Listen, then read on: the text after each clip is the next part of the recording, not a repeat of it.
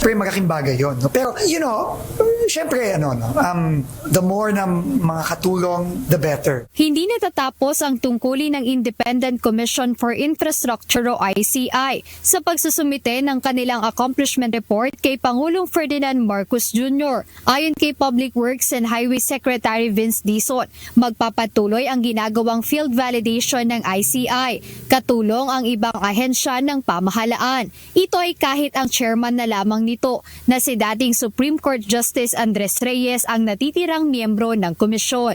Ang pagkakaalam ko naman na even if the ICI is wrapping up, the technical team composed of the PNP, AFP, NBI, COA, and other agencies, tuloy-tuloy pa rin yun. Tuloy-tuloy pa rin. And their work with General Azurin continues. Sa ngayon, patuloy na pinag-aaralan ng Office of the Executive Secretary ang naturang report.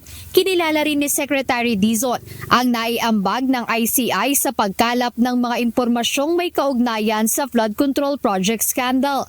Malaking tulong aniya ito dahil sa lawak at dami ng mga proyektong kailangang suriin at i-assess. Hindi aniya ito kayang gampanan kung DPWH lang na mag-isa ang gagawa. Binigyang diin din ng kalihim ang kahalagahang mabigyan ang Office of the Ombudsman ng sapat at matibay na mga ebidensya na kanilang magagamit sa pagsampa ng kaukulang kaso sa mga individual o opisyal na sangkot sa nangyaring anomalya. Importante ngayon is we really need to focus on providing the Ombudsman with enough evidence to file, not only to file cases, but to win cases, to convict people. Sa kabuuan, nakapagsagawa ang ICI ng 32 pagdinig.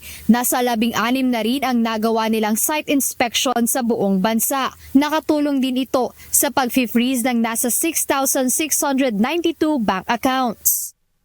Sa bahagi naman ng DPWH, tiniyak ni Secretary Dizon na nagpapatuloy ang kanilang operasyon, lalo na ngayong 2026 na nakatutok ang kagawaran sa mas maayos na implementasyon ng mga proyekto. Jedne Resina, UNTV News and Rescue. Diyos ang aming sandigan, serbisyo publiko ang aming pinahahalagahan.